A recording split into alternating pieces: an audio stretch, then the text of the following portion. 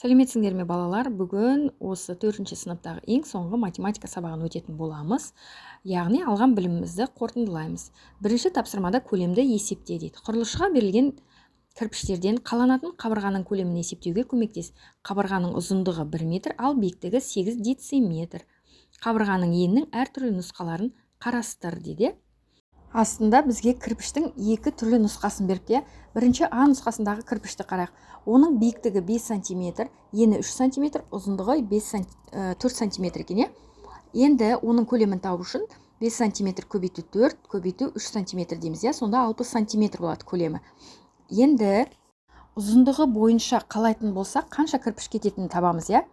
1 метр, ұзындығы, қабырғаның ұзындығы. Оны бөлеміз 4-ке. 1 метрді 100 см деп айландырып аламыз. 1 метрде 100 см бар ғой. Соны 4 см-ге бөлсек 25 болады екен. Ал енді биіктігі бойынша қарайық. Биіктігі 8 дециметр, қабырғаның. 8 дециметрді бөлеміз 5 см-ге. 8 дециметріміз біздің 80 см болады. Оны 5 см-ге бөлсек 16 болады. Енді жалпы көлемін, қабырғаның жалпы көлемін қарайтын болсақ, кірпіштің көлемі 60 см-ді көбейтеміз 25-ге, оны 16-ға көбейтеміз, сонда 24 000 см куб шығады екен. Яғни жауабы қаланатын қабырғаның көлемі 24 000 см куб. Ал егер Ә нұсқасындағы кірпішпен қалайтын болсақ, оны да есептейге, оның ұзындығы 10 см, биіктігі 2 см, ені 2 см, яғни бір кірпіштің көлемі 40 см болады. Енді егерде биіктігі бойынша есептейтін болсақ, 8 дециметрді 2-ге бөлеміз. Сонда 8 дециметріміз 80 см, оны 2-ге бөлсек 40 болады. Ал егерде ұзындығы бойынша өлшейтін болсақ, 1 метрді 100 см дейміз, оны 10 см-ге бөлеміз, сонда 10 болады. Енді жалпы қабырғаның көлемін табу үшін 40 см-ді 10-ға және 40-қа көбейтеміз. Сонда 16 000 см куб болады екен. Жауабы қаланатын қабырғаның көлемі 16 000 см куб. Ал екінші тапсырмада сызба бойынша есептер құрастыр және оларды шығар дейді. Біз осыған дейін осындай есептердің талайын шығардық. Бұл есепте мысалы А нұсқасында бір жерден шыққан екі мәшине, біреуі 90 км/сағат, біреуі 70 км/сағатпен жүрген мәшине 3 сағаттан кейін ара қашықтықтары қандай болады? Соны табайық. Екеуінде жылдамдығын жазып аламыз. Уақыт 3 сағат. Енді ара қашықтығын табу үшін біз білетін формула S тең V1 қосылған V2 көбейту уақытқа. 90-ды 70-ке қосамыз 160, оны 3-ке көбейтсек 480 км болады.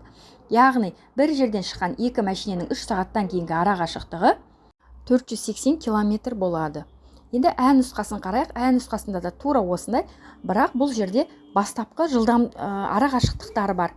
Бұл жерде бастапқы ара қашықтығы 220 км, жылдамдықтары белгілі 90 және 70. Енді 3 сағаттан кейін енді жалпы ара қашықтығын табуымыз керек бұл жерде. Бұл жерде ең алдымен тура бағанағыдай 3 сағаттан кейінгі ара қашықтығын тауып аламыз. 480 км болады. Енді осы 480 км-ге алғашқы ара қашықтық 220-ны қосамыз. Сонда 700 км болады. Жауабы жалпы ара қашықтығы 700 км.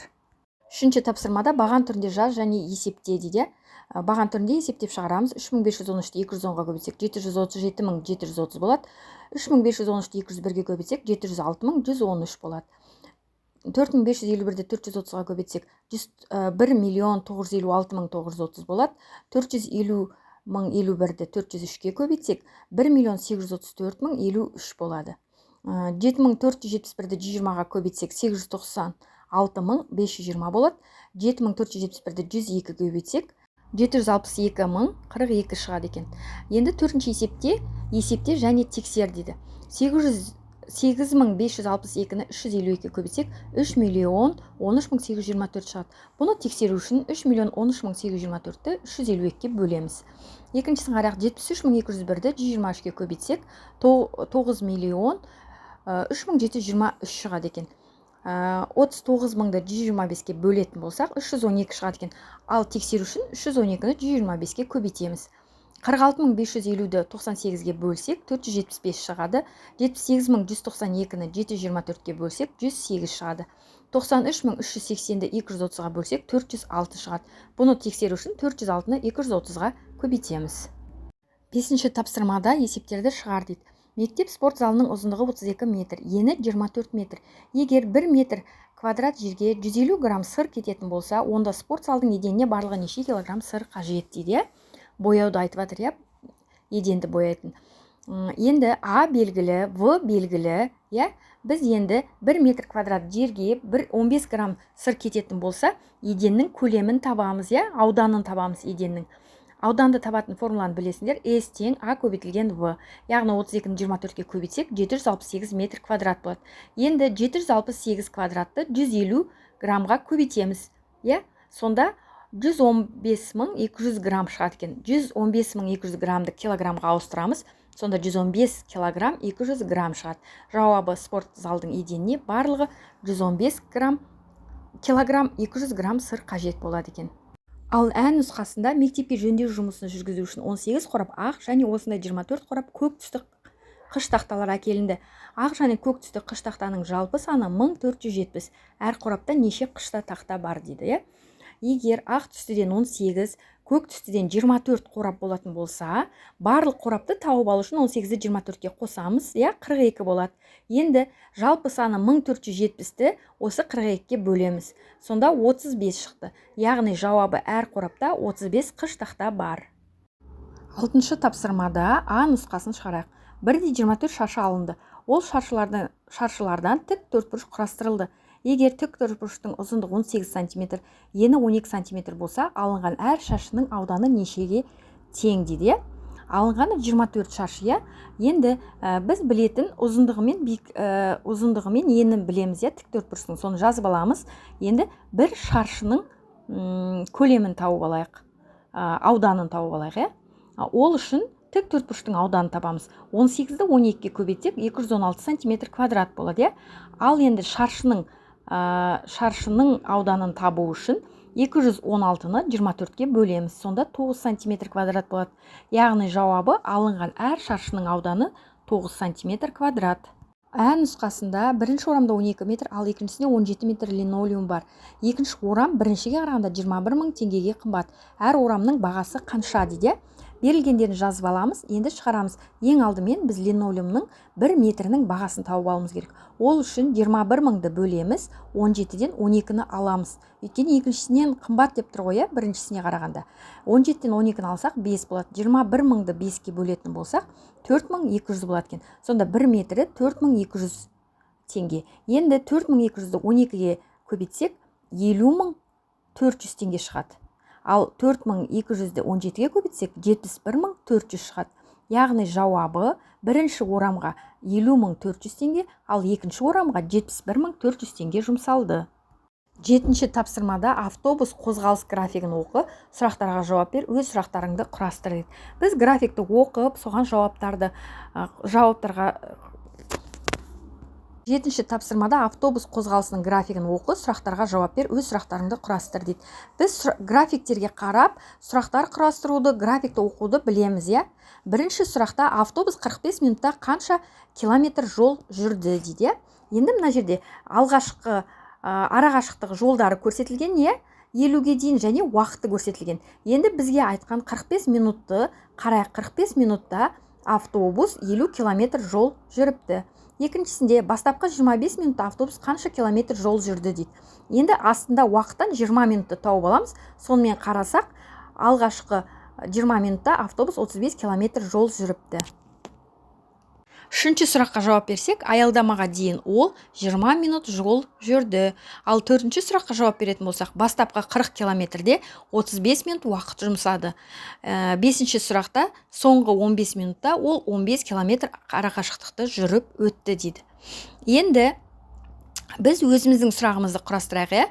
Өзіміздің сұрақта біріншісінде автобус 5 минутта қанша километр жол жүрді? 10 километр. Екінші, бастапқы 20 минутта автобус қанша километр жол жүрді? 35 километр жол жүрді. Автобус аялдамада қанша минут тұрды? 10 минут тұрды. 8-ші тапсырмада автокөлік 30 минут ішінде 45 км жол жүрді. Велосипедшінің жылдамдығы автокөліктің жылдамдығынан 70 км/сағатқа кем. Онда дәл осы уақыт ішінде велосипедші қанша километр жол жүретінін тап дейді. Уақытты 30 минут деп белгілеп аламыз. Оны сағатқа айландырсақ 2-ден 1 болады. Енді ара қашықтығы 45 километрді метрге айландырсақ 45 мың метр болады.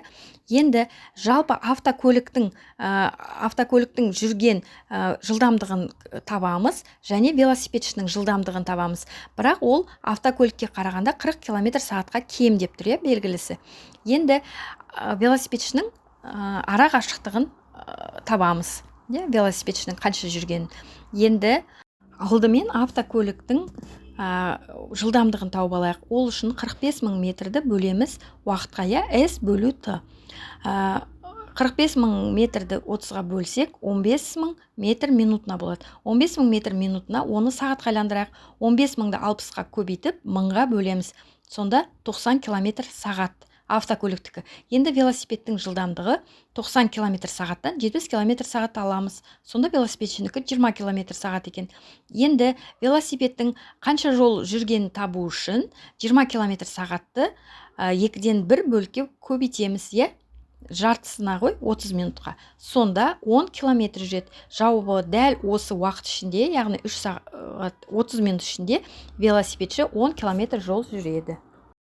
9-ші тапсырмада ойлан және жауап бер. Аулада тауықтар мен лақтар жүр. Барлығы 44 аяқ және 14 бас. Аулада қанша тауық және қанша лақ жүр дейді. Біз бұны шығару үшін x-ті тауықтардың саны деп, ал 14 алу x-ті лақтардың саны деп жазып аламыз, Барлығы 14 бас деп тұр ғой, Енді осыны шығару үшін 2 көбейтілген x, тауықтардың 2 аяғы бар ғой, 2 көбейту x дейміз, қосу 4 көбейтілген 14 алу x. Өйткені 14 алу x лақтардың саны деп жазып алдық біз. Тең болады 44 болады, Енді 2x қосу 4-14-ке көбейтсек 56 алу 4-ті x-қа көбейтіп 4x тең 44 деп жазып аламыз. Енді осы жерден x-тарды бір жағына теңдеудің 4x алу 2x деп, 56 алу 44 деп бір жағына шығарамыз. Енді 4x-тан 2x алсақ 2x тең 56-дан 44 алсақ 12 болады, Енді осы жерден x табу үшін 12-ні 2-ке бөлеміз. Сонда x-іміз 6 болады. Енді орнына қояйық. 2-ні 6-ға көбейтеміз. Оны 4-ке көбейтеміз. Көбейту жақшаның ішінде 14 алу x тең 44 болады. Яғни 44 тең 44. Осы жерде x-іміз 6 болды ғой. Яғни аулада 6 тауық жүр. 14 алу x. 14-тен 6-ны алсақ 8. 8 лақ жүр. 10-шы есепте жер учаскесінің ұзындығы 1251 метр, оның ені ұзындығының 3-тен 1-ін құрайды. Осы жер учаскесінің периметр мен ауданын тап дейді. А белгілі 1251, В белгісіз, бірақ ол 3-тен 1 бөлігін құрайды деп жазылып тұр. Сол үшін В-ны алдымен тауып аламыз. 1251-ді 3-ке бөлеміз. Сонда 417 метр болады екен. Периметрдің табу формуласын білеміз. А қосылған В көбейту 2. Сонда 1251-ге 417-ні қосып 2-ке көбейтсек 3336 болады. Ал ауданын табу үшін А мен В-ны бір-біріне көбейтеміз. 1251-ді 417-ге көбейтсек 521667 болады екен. Жауабы: жер учаскасының периметрі 3336 метр квадрат, ауданы 521667 метр квадрат. Балалар, осымен сабақ аяқталды. Түсінікті болды деп ойлаймын. Сау болыңдар.